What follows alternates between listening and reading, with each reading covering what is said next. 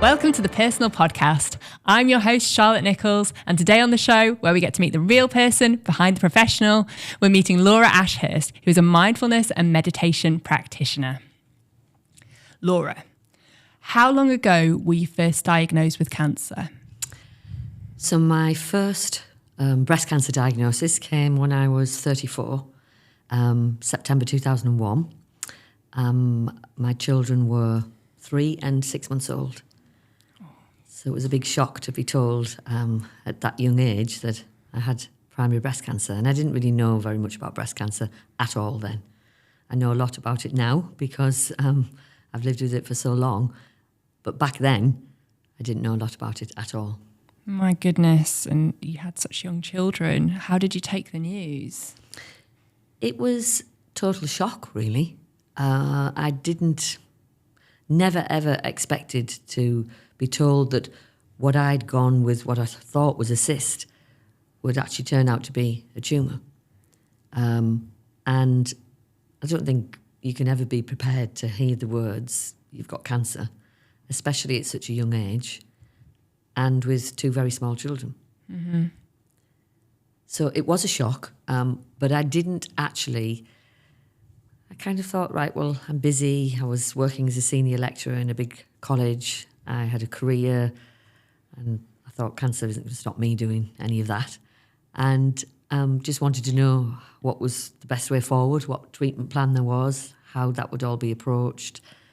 And I wanted to put it behind me as quickly as possible, really. Mm-hmm. And so when did you discover that it couldn't be cured? That was 6 years later, because from being told I had primary breast cancer in September 2001, I had 25 sessions of radiotherapy and a lumpectomy, and then embarked on a course of tamoxifen. But I actually received a second diagnosis of a separate primary breast cancer 3 years after that, in September 2004. So that was a non-related tumour to the first tumour and in the same breast. So then I was offered a mastectomy, and I had an immediate reconstruction on the same day using muscle and tissue from my back, because I'd already had 25 sessions of radiotherapy on that breast and couldn't have any more. So they offered me the opportunity to have a reconstruction. And I agreed to that, not realising the impact of that was quite major surgery. Mm-hmm. Having a breast reconstructed from nothing is not the same as having, for want of a better expression, a boob job. Mm-hmm. All of the breast tissue has been taken away. So the surgeon is left with trying to create something that is a reconstructed breast, but without any breast tissue there. So it often involves an implant. So I had an implant put underneath the pectoral muscle, and then muscle and tissue brought round from my latissimus dorsi muscle on my back. Mm. And that took a long time to recover from, actually. So that was 3 years later when I was 37. And then the secondary diagnosis, so the diagnosis of metastatic breast cancer, which means that the cancer has spread from the primary site, i.e. the breast, into other organs. That came in December 2007. Oh my goodness. So how long have you battled cancer? So that idea of, and that's kind of, that word is something that I try very hard to change the narrative around, because we hear the words battle and fight a lot in relation to cancer, when in actual fact, when somebody dies from cancer, it isn't that they've lost a battle or a fight. The drugs have stopped working. The disease has found a way to outwit the available treatment lines that are there for that type of cancer. And so I've been living with incurable breast cancer for, it'll be 17 years this Christmas. My goodness. And addressing the language that is used, is that something that's very important to you? I think it is, because the media play a big part in bringing cancer to the attention of the general public, and we hear those words used a lot. And I think it's time that journalists and people in the media took a look at how that feels for family members to, or the person themselves, to be told that they've lost their battle, they've lost their fight. And it isn't about anything more that person could have done. It is about the fact that the drugs stop working. Yeah. Treatment lines run out. Because losing a fight in a battle, there's a connection there between that and failure. I see. It's almost like they gave up, and that's not at all the case. Exactly. Exactly. So that's just something that's a little bugbear of mine, and that being involved in conversations like this and the public speaking work that I'm involved in as well, I have got a platform to be able to say, can we start to think about more appropriate use of language around somebody dying from cancer? I think that's important. So thank you for raising that. What was it like raising children, knowing that you were going through an incurable cancer diagnosis? The day that my husband and I were told that I had incurable metastatic breast cancer, we were told that if I chose not to have chemotherapy, I had 3 to 6 months to live. And that even if I chose to have chemotherapy, I had up to 2 years to live. My goodness. And that was back then based on the available drugs and treatment lines that were available in 2007. So going forward, so we're talking about the 12th of December 2007. Christmas was 2 weeks away. Our daughter's 10th birthday was going to be on Boxing Day, and I wanted to be able to wait until Christmas was over and we had her birthday before embarking on chemotherapy. But I was told that wasn't possible, and I had to start immediately. So I had my first chemotherapy on the 18th of December, just a week before Christmas. And we managed to get through Christmas and into the January before we had to sit down and tell the children that Mummy's cancer had returned and that I was going to be having medicine that would make my hair fall out.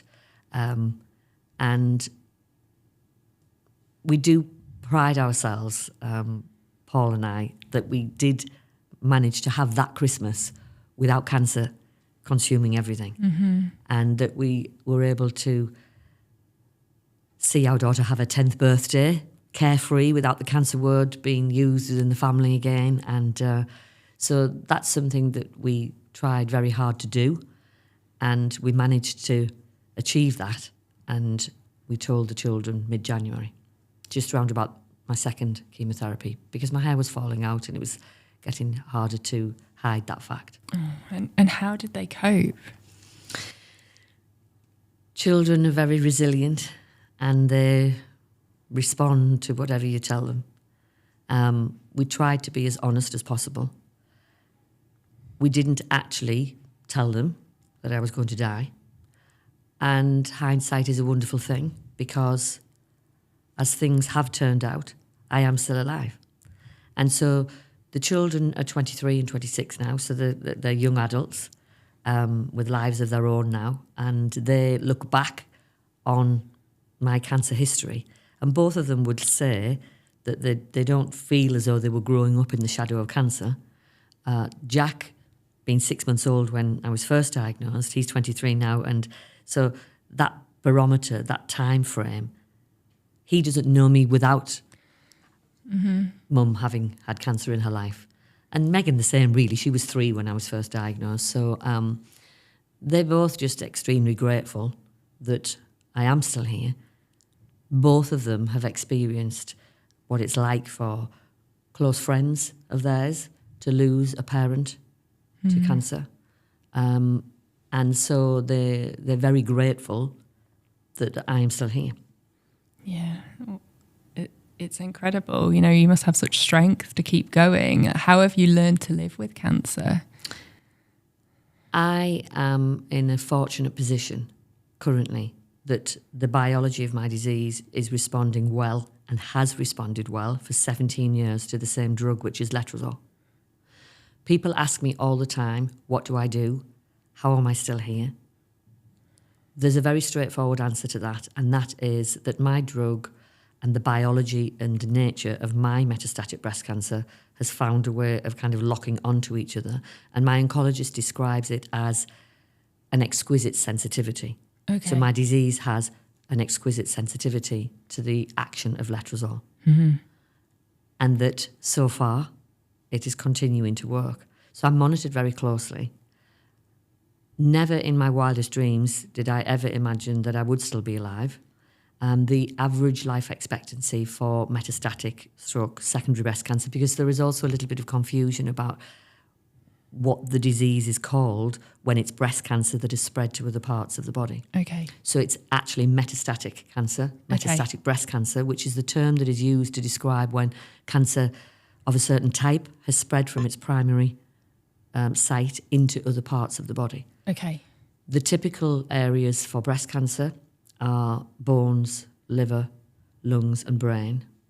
Mine metastasized into my lungs and the pleural lining. But it doesn't solely go to those areas, but they're the common sites. And the thing about breast cancer is that it's one term that is kind of an umbrella term for variations of breast cancer within that umbrella term. Okay. And over the years that I've lived with metastatic breast cancer, what I've seen, thankfully, are lots of different treatment lines being developed for the different types of breast cancer. There are around 15 drugs that weren't available when I was diagnosed with secondary breast cancer, metastatic breast cancer in December 2007. So hope is on the horizon all of the time. We're faced with a situation, though, where funding bodies, National Institute of Clinical Excellence, determine which drugs are funded on the NHS and which aren't. And recently, secondary breast cancer, metastatic breast cancer, the severity modifier rule that's applied to the decision-making for the approval of drugs has downgraded the severity of incurable breast cancer. So it means that people are unable to access drugs that have been researched for many years within a laboratory. And we still sit within a postcode lottery system. Oh, it's terrible. So Enhertu, for example, is a drug that is readily available in Scotland, but if we live in England and Wales, as I do, it's not approved for use for that particular strain of breast cancer. So the work that I'm involved with on a voluntary basis is really important to me, and I've been able to channel my energies and focus into helping campaign for change, not just with breast cancer, but for other cancers as well. Oh, bless you. And what makes you want to do that when you're going through such a hard time yourself? Because I feel very strongly that I've continued to respond to treatment for so long. And in that time, I've seen so many people die as a result of this disease. People, women and men, because, you know, we need to remember as well that men can get breast cancer. Mm-hmm. It's unusual and rare. You know, there are around 60,000 women a year being diagnosed with breast cancer and around 360-ish men. We have to acknowledge that it is a disease that can affect men as well. And it's important to me that I do that because I have friends, male friends, who live with a breast cancer diagnosis. And so, and we're all in this together. So, you know, it's important to me that having survived as long as I have with metastatic breast cancer, that whilst I'm able to and feel well enough to, that I help to campaign for change. There are thousands of women who are no longer here. They've lost their lives to breast cancer. It's the leading cause of death in the UK for women under 50. Okay, right. So I've lost very, very close friends to this disease, many of whom got far less time than I've had. Mm-hmm. One of my dearest and closest friends, Nina, she survived for 15 months with metastatic breast cancer, and she was 52 when she died. And everybody that has gone before me that is no longer here, I feel duty-bound and committed to helping to create change for people who have yet to be diagnosed with breast cancer, who have yet to be told and hear the words, I'm sorry, the breast cancer has spread now, it's no longer curable. So I've been an ambassador for cancer research since 2010, and I am part of a team of people who lobby for change, and it's the Cancer Campaigns team is the political lobbying wing within Cancer Research UK, and we push for change across a whole range of cancers. And so we're about to go to Parliament in November for our Parliament Day, which happens every 2 years. And the push this year, this campaign, is around smoking. Oh, it's incredible, all the campaigning you're doing. And I'm sure so many people are grateful and you're helping so many people.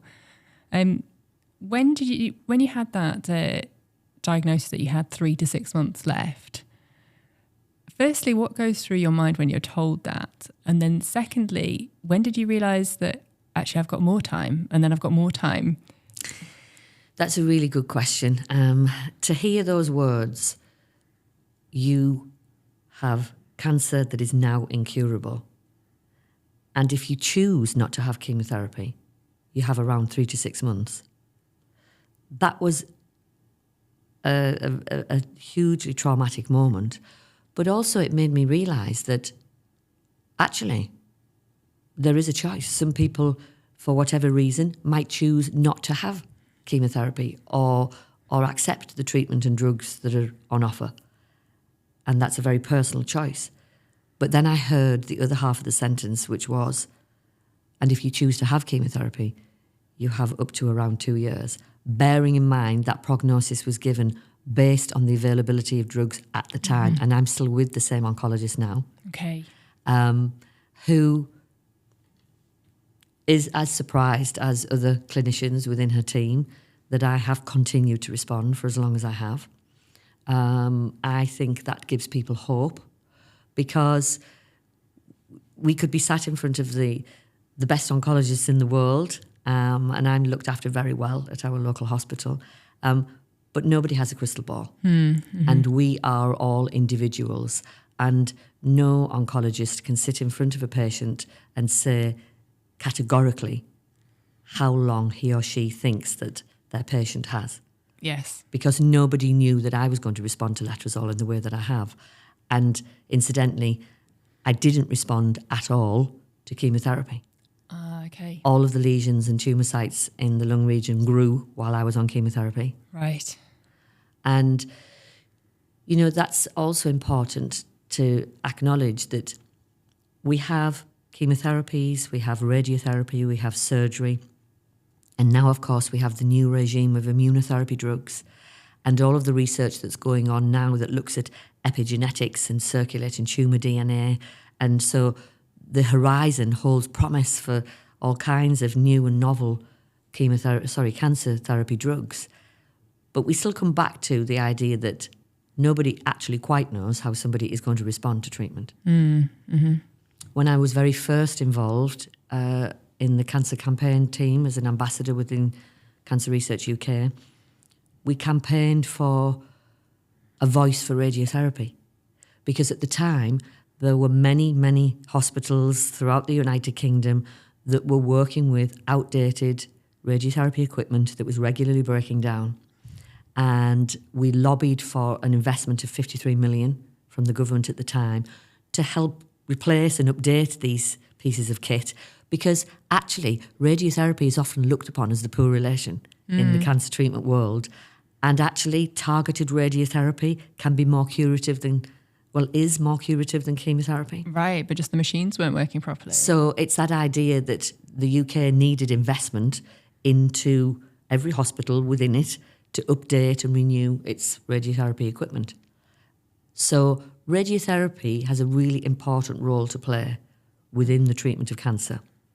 And I often hear people say, I just had a course of radiotherapy. I didn't need chemotherapy. Radiotherapy is a very, very heavy treatment targeting cancer cells specifically in a different way to chemotherapy, because, of course, chemotherapy is systemic throughout the whole of the body, affecting all tissue. Okay, yeah. Radiotherapy is very targeted and specific to a localised area. Unless, of course, it's full-body radiotherapy, when some cancers require that. But radiotherapy often gets overlooked. Yes. And I've got friends who are involved in campaigning to change that narrative around radiotherapy too. Wow. And so then you tried the new drug that you did start responding to. How did it feel to know that you were responding to it and that you were suddenly getting more time? So I take letrozole daily. It is absolutely tiny in size. And I always, when I take it every day, I look at it and think, how can this tiny thing be controlling my metastatic breast cancer? And it reminds me daily of the power of something little that we can sometimes overlook. Yes. And we can apply that to lots of things in life, but the impact that something small can make. So I was totally overjoyed to know that I was responding to treatment. And of course, it's been keeping me stable for all of these years, where lots of people have only had a matter of months on letrozole. So letrozole sits within a family of drugs called an aromatase inhibitor. Okay. And in order for me to access that drug, however, so bearing in mind I was only 40 years old when I was diagnosed with the incurable version of breast cancer, I had to be medically induced into a menopause. Right. Because letrozole is a drug that is given to women who are postmenopausal. Okay. So I agreed to have 4 days of radiation to my ovaries to close them down immediately to then be able to access this aromatase inhibitor drug. Mm-hmm. So it sounds like a complicated drug. I'm sure the way that it works is very complex because I'm not a scientist. But basically what happens is females have the aromatase enzyme that is coming from the 2 little adrenal glands that cap each of our kidneys. And that is where aromatase enzyme is made. And this drug blocks the production of that enzyme. Okay. So lots of people listening will know that, estrogen sits within the ovaries. Yes. But the adrenal glands have an important part to play in the production of estrogen. Okay. So this drug that I'm on, and that thousands of other people like me who take it for primary breast cancer, and of course, lots of things have changed over the years. So letrozole now is a first-line treatment for advanced incurable metastatic breast cancer, but there are other categories of drugs now that piggyback on the back of it. Okay. Mm-hmm. So inhibitor drugs that work in a different way, which are combined with letrozole now. Right. Mm-hmm. But back then when I was diagnosed, they weren't available. Right. And so, of course, I asked my oncologist, should I be on this new regime of drugs alongside my letrozole when they started to become available? And she said, no, because the letrozole is doing its work. It's working. We don't need to expose you to anything else Okay. until the time comes when this stops working. Yes, because I guess there's a cost to all of the drugs, medication that you're on in terms of side effects. Have you had any severe side effects? Letrozole causes a lot of side effects. Bone thinning, loss of concentration, fatigue, bone pain. The idea of having no estrogen in my body, that has ramifications for cognitive functioning. Okay. Because, of course, we have estrogen receptors in the brain as a female that are there waiting to absorb estrogen. So this decline with cognitive impairment following the menopause, it's because the brain isn't receiving the estrogen in the way that it did. Mm-hmm. And so, loss of concentration. The main thing that I experience is fatigue. Cancer drug-induced fatigue is still a poorly understood phenomenon. So it is different to being tired. So fatigue, for anybody who suffers with fatigue, and there are lots of other diseases and disorders that sit with fatigue as one of their side effects, it's different to feeling tired. Okay. Fatigue presents itself suddenly. Some evenings I can go to bed and feel absolutely fine. The next morning, as soon as I put my feet on the floor, I know that it's a day where the fatigue has descended for whatever reason. Not that I necessarily have done anything different the day before. Right. And that is quite hard to manage. So pacing is really important. But it's really important that patients like me and lots of people who live with cancer are given the support that they need to understand how the drugs are in fact affecting their mental and physical well-being.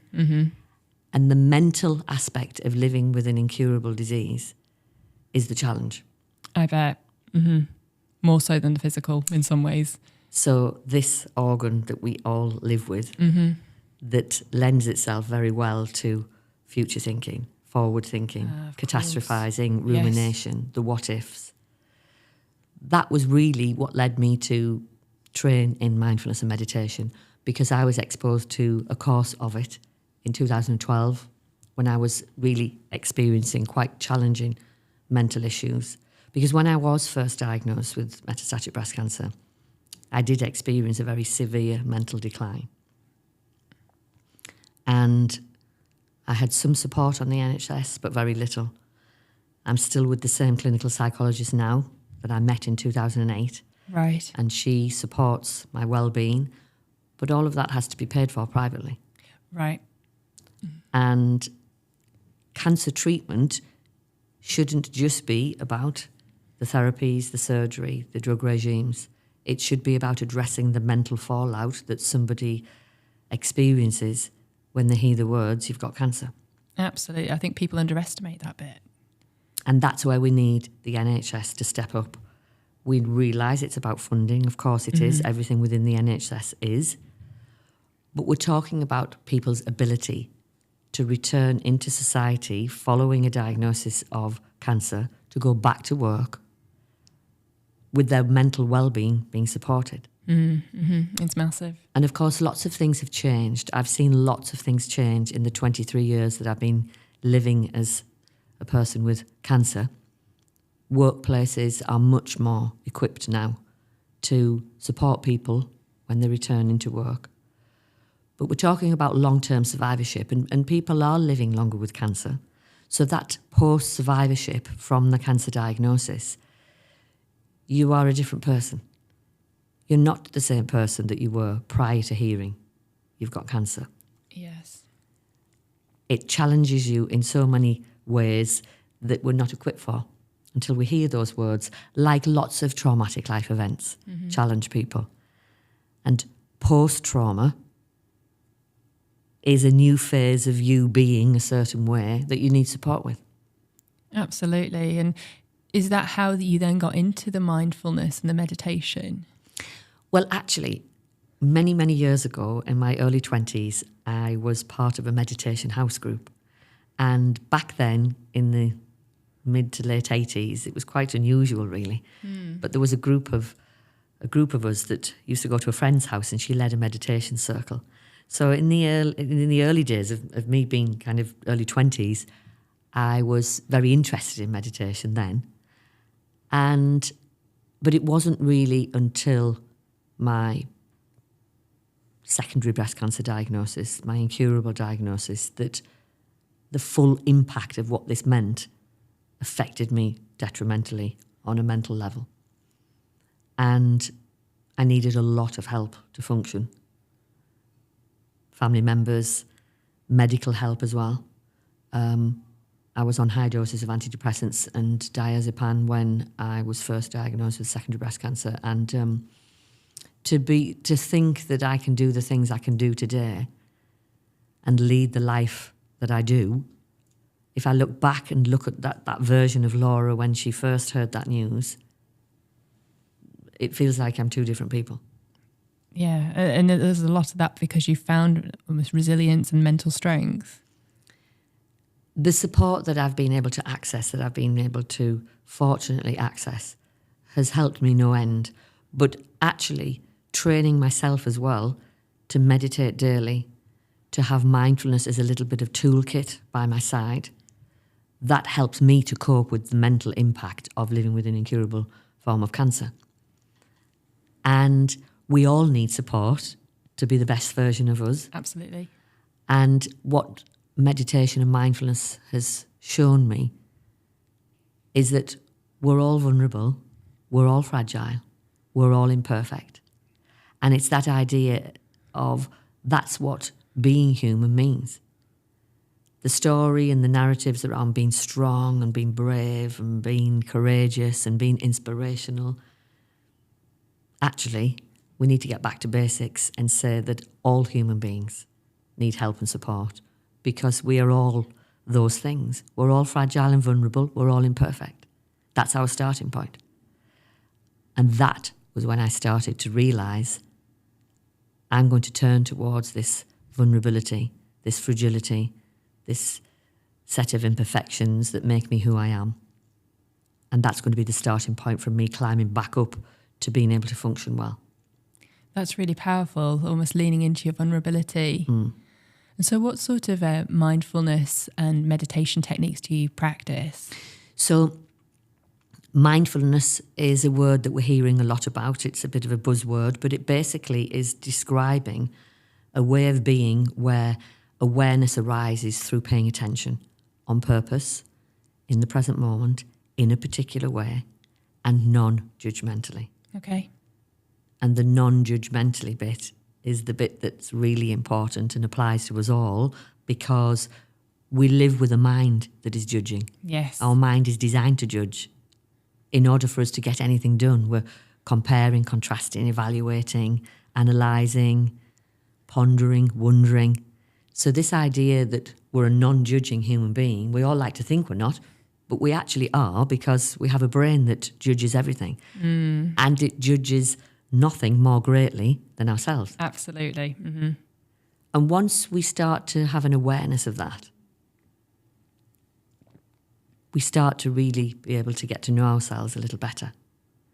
And I wanted to train in mindfulness meditation because there are two core features that underpin mindfulness meditation practice, which are self-kindness and self-compassion. None of us are going to reach the end of our life and say, I wish I'd been more unkind to myself. Yeah. We're all going to reach a point where we say, I wish I'd been kinder to myself, first and foremost. And that's what mindfulness meditation teaches us about. Okay. It starts with us first, topping up our own little cups of kindness before we pour into others. And that's been a big lesson for me, because I've always been a people pleaser. Yes. I've always been a worrier. Yes. From being a small child, and sitting with anxiety and worry. I knew I was a worrier, but I didn't know what anxiety was. I experienced that term much later in life. But those inherent traits of being a worrier, being a people pleaser, they really came to the fore when my mental well-being was at its lowest. And my whole world fell apart, really. And it's important for me to say at this point that it hasn't just been about me. It's been about my husband as well, because he's been there every step of the way through this. And I'm sure that people listening to this will appreciate when I say the cancer patient is the person going through the treatment, of course, and living with that diagnosis. But the people who are closest and nearest to them, they are going alongside it with you, and as such need help and support too. Absolutely. My husband will be the first to tell you that he has cried behind closed doors, buckets of tears, and then tried to be strong in front of everybody. Because when I was given the diagnosis of incurable cancer, Megan 2 weeks off her 10th birthday, Jack 6 and a bit that time, he didn't know how he was going to be able to cope with two small children and me not being there. Yeah. And all of those stages, those milestones that I've been able to see, I've got so many friends that never saw any of them. And that really does spur me on. So they were both in primary school. I didn't think that I would be here to see Megan reach secondary school. Didn't dare to imagine that I'd see them both get to college, through university. And here they are at 23 and 26, both with professional lives of their own. They've gone through the whole of their schooling. I've seen all of that. And when you asked me earlier what drives me and spurs me on to campaign, because I have people sitting around me who their presence will always be with me. They have died as a result of their cancer. and they haven't been able to see the things that I've been able to see with my children. And that really does spur me on. Absolutely. And I can almost hear the gratitude coming through your voice. And perhaps you wouldn't have had that level of gratitude if you hadn't been through what you're being through. And I guess no one knows when their time's up. And it kind of reminds us that we should be grateful for every moment that we sometimes take for granted. I think we do take things for granted. And I can say that because I've been on both sides of the fence, as it were, before an incurable cancer diagnosis and after. And the world takes on a totally different meaning overnight. We look at the world through a different set of eyes once we receive that devastating news that your life is going to be cut short dramatically because of this cancer. And how can the world look the same then? Everything just looks different. So I would defy anybody to say that they have received an incurable form of cancer, that diagnosis, and to then just be the same person. It's impossible. Yeah. Mm-hmm. And actually, that's one of the main teachings of mindfulness and meditation, this attitude of beginner's mind, where we allow ourselves to begin again. Each moment is a new one, looking at the world around us through a set of eyes that bring curiosity into it. We've all seen the sky 1,000 times before, but with beginner's mind, we look at it through a fresh pair of eyes. Mm-hmm. We notice things about the sky that we haven't observed before because we're so busy in our headspace. Forget to notice the sky, forget to notice the nature that we're surrounded by and the beauty of that. Because when it comes down to it, it's the simple things in life that mean the most. Absolutely. Does mindfulness and meditation, does it help kind of slow down your mind and slow down the busyness that we all sometimes get entrapped in? It helps you to have an awareness of where thoughts are taking you. Okay. So there's a basic principle that we teach, which is that we are not our thoughts. Thoughts are simply a series of mental events that come into the mind, move through the mind, and move back out again on a continuous loop. And that we can take a step back, and mindfulness practice helps us to notice when we are tightly tangled up in those thought processes. We can take a step back and look at them from a distance. And there's a misconception that meditation is about clearing the mind of thoughts. And of course, that's impossible to do because the brain is a thinking organ. Yes. What we can do is move into what we call embodied thought, where we're dropping our awareness into the body, starting to notice things in a particular way where we pay attention to just one thing. So mindfulness meditation is about observing the movement, the natural flow of the movement of the breath in and through and out of the body again. Okay. So there are lots of different meditations, some of which, forms of meditation rather, some of which are about counting the breath, holding the breath, what we call manipulating the breath. Okay. And breath work is a very popular term now. What does breath work mean? We're all breathing. Breath work is about manipulating and controlling the breath in a certain way. Mindfulness meditation is about observing the natural flow of the breath. And it's also about noticing our external landscape, the things that we see and notice and feel and touch around us, and our internal landscape. Okay. And our internal landscape, the noticing, is about our emotional presence. What's going on within us on an emotional level. Mm-hmm. And so by observing everything around you and really taking that in, does that help calm the emotions? Well, our emotions can they do influence our behaviour, our actions, our thought processes, the words we speak.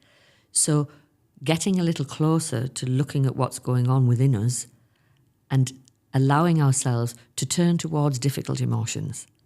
Because there's an expression which is, what we resist persists and shouts louder to be heard, which absolutely, you've come across I've heard before. that and I've felt that before. And it's that idea that, if we block out and push away, maybe things will just go away. Well, they often don't. They often speak louder to be heard. Absolutely, I'm going to write that down. And it's this idea that emotions are emotions. Some of them feel pleasant. Some of them have perhaps an unpleasant quality to them. It's much easier to sit with feelings of joy and uplift and excitement than it is to sit with feelings that are about sadness, frustration, irritation, anger, hatred. You know, this whole gambit of emotions that all of us experience, and because they're part of us. Yes. But emotions can drive our behaviour in a very uncontrollable way. So allowing ourselves to sit with the breath, to notice our emotional presence, it helps us to create a pause, a bit of space, and we're much more likely then to be able to respond mindfully to something rather than react mindlessly to something. That makes sense. The little bit of space that a pause creates gives us a moment to consider our next steps. Is what I'm about to say, which is fueled by anger and hurt, resentment, jealousy, frustration, is that going to be the most appropriate thing to say? Or can I just take a step back for a moment and still sit with those challenging emotions, but kind of have a more measured approach about the words that are going to come out of my mouth? Yeah, absolutely. I think we all need to do that sometimes. Are there any kind of mindfulness techniques that you could briefly share with our listeners? Say you are in that situation, is there anything more that they can learn rather than just taking a deep breath? So there's a really good technique, which is a 3-minute breathing space. Right. Which gives us permission to just stop what we are doing, to notice the breath for a short period of time. Everybody carries a mobile phone virtually these days, so put a little timer on to create a little cocoon of space where all that is expected of you, you're coming away from all that busyness and hecticness of doing, to move into the body, to just simply notice the body being breathed, just for a few minutes. It isn't going to necessarily solve a problem, but it does give you a little pause, because the frenetic pace that we live our lives is going to be the downfall of us all. We need to slow down. And that's what mindfulness meditation helps us to do. So a little 3-minute breathing pause might not sound as though it's going to have any impact, but what the neuroscience is telling us is that little short bursts of meditation and mindfulness practice actually do impact the neural pathways in quite a dramatic way. And that seems much more achievable than say, I've got to go and do 30 minutes meditation. But, even 3 minutes is a long time when you think about just breathing. And often it's the devices that we just want to pick up again and start scrolling, which are causing more harm. Yeah, and it's really important to be authentic. From my point of view as a mindfulness and meditation teacher, I don't sit for 30 minutes a day and meditate. Okay. I sit for short bursts of time. Interesting. 5 to 10 minutes here and there throughout the day. Mm-hmm. So that we build up this idea of chunking. I don't know whether that's the right term to use for when children are taught to read, but they don't learn to read a whole word in one go. It's often split into short parts. It is. And that idea that short bursts of our focused attention on the breath can actually have quite an impact on dampening down the adrenaline and cortisol levels. So it's this stress response that we're triggered within. The sympathetic nervous system is being activated all day long. Yes. Dropping our awareness into the body, simply and very simplistically noticing the sound of the breath, the movement of the breath, where you can observe the breath touching the body.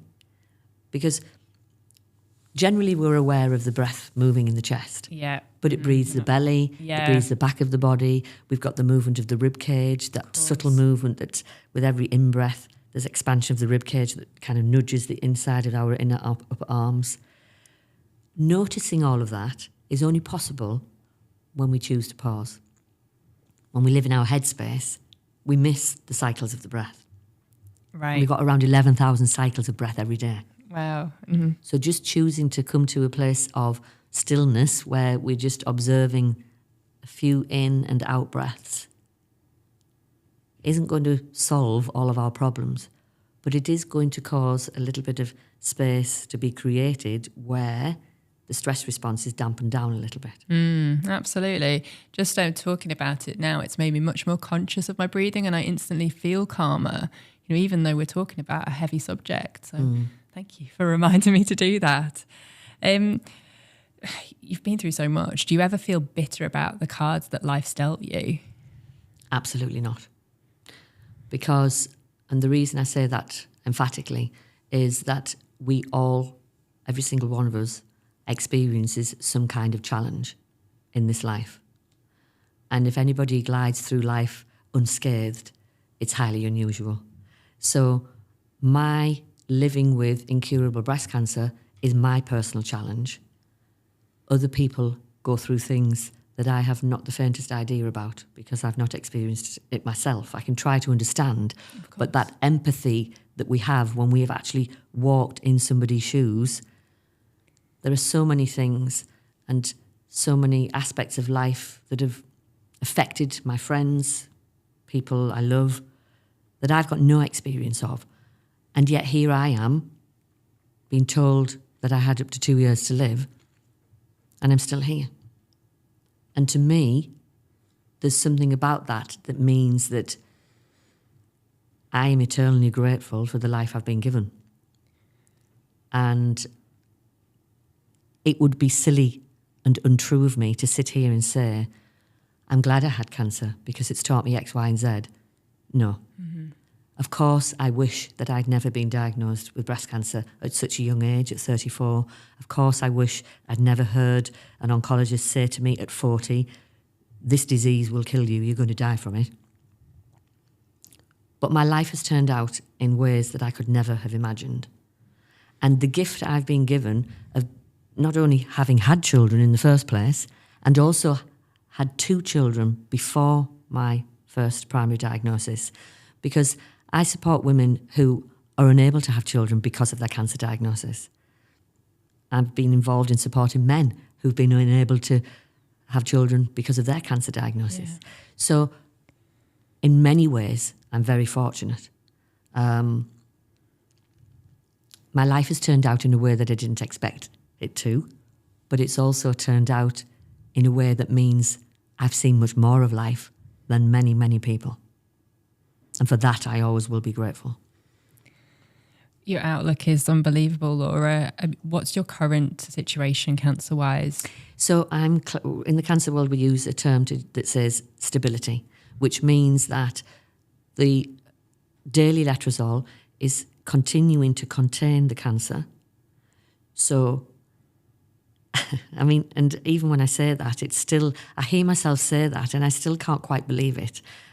But I'm monitored every 16 weeks with tumour markers. Right. So we have a reading that looks at the circulating proteins, and forgive me because my terminology isn't correct because I'm not a scientist, but basically those tumour marker readings can tell my oncologist a fair amount about what's happening. And also I have scans as well. CT scans are the eyes of the oncologist looking into the body to see exactly what the cancer is doing. And actually, I just would like to say that my mother is 90 years old and she was diagnosed with an incurable form of cancer in 2008 and she's still here. Okay. Not breast cancer related, it's transitional cell cancer, but the profile of that cancer once it's spread is up to 2 years. How? We have no idea how, but she is still here and she's not actually on any treatment. So her immune system is doing something to sit on top of and make that disease sleepy, indolent, whatever the correct term is. And she is still with us. Wow. And that was going to be one of my questions. You know, how many other people are you aware of that have lived with incurable cancer for so long? In the metastatic breast cancer world, I have friends, dear friends, who are living 10, 11, 12 years. There is a lady that contacted me recently on my Instagram page. She's been living with the incurable form of breast cancer for 19 years. People contact me from all over the world because we currently face a disease that secondary breast cancer has an average life expectancy of 3 to 5 years. Some people get longer, some people get far less, obviously. Nina, my dear friend, only got 15 months of living with metastatic secondary breast cancer. As time is going on, yes, some people are living longer with incurable metastatic breast cancer, but we still have many people who aren't. And that's part of the campaigning work that I'm involved in, where, cancer researchers, will there ever be a cure for cancer? There's over 200 different types of cancer. It's unlikely. The best we can hope for, and this is what we are hoping for, is that metastatic cancer of any form, drugs are developed and researched that allow that person to live a long life into old age with that cancer, so that it turns into a chronic disease like other chronic diseases. Yes, okay. But to answer your question, personally, I know people who've lived 10, 11, 12, 13 years. There have been people that have contacted me from other parts of the UK and the world who are pushing those boundaries. But it's unusual. It's not the norm. How does that make you feel? Well, science apparently calls me an exceptional responder. And I guess what that means is that I've responded for far longer than the manufacturers of that drug perhaps ever thought possible to be able to respond to a single drug. And the reality of the situation is that my situation could change at any time. So I'm reviewed every 4 months, and the lead up to those reviews are anxiety inducing. It's very stressful. But I've had to learn to live with that. Yes. And so far, I'm doing well. Definitely. Just to end on a question, anyone who's perhaps just had that diagnosis just recently, perhaps they've been told it's incurable, that it's spread, what would your message be to them? I would use the word hope. Hope means different things to different people. But in the cancer world, hope means that we are able to access the best available drugs and that they work for as long as possible. And to know and understand that new novel regimes are being developed all of the time. And that to live each day to the best of our ability. And when I say that, I don't mean, go and do bungee jumping and march across the Sahara, although I would love to do that, actually. Yeah. Well, not the bungee jumping bit. I'd love to do a Sahara trek, and there's a charity that does that. I would love to do that. But to live each day to the best of our ability, to live it well, and that means mental and emotional wellness as well. And to live with hope. That's such a good phrase to end on. Laura, I'm in absolute awe of your mindset. You're incredible. Thank you so much for coming on the podcast. Thank you for inviting me. And I'm just a normal person who's had exceptional fortune in many ways, that I'm responding as well as I have. But the point about that is that it's the mental work that I do that is a daily slog, basically. And I'm fortunate enough to be able to help other people with the work that I do as well. Excellent. Thank you. You're welcome.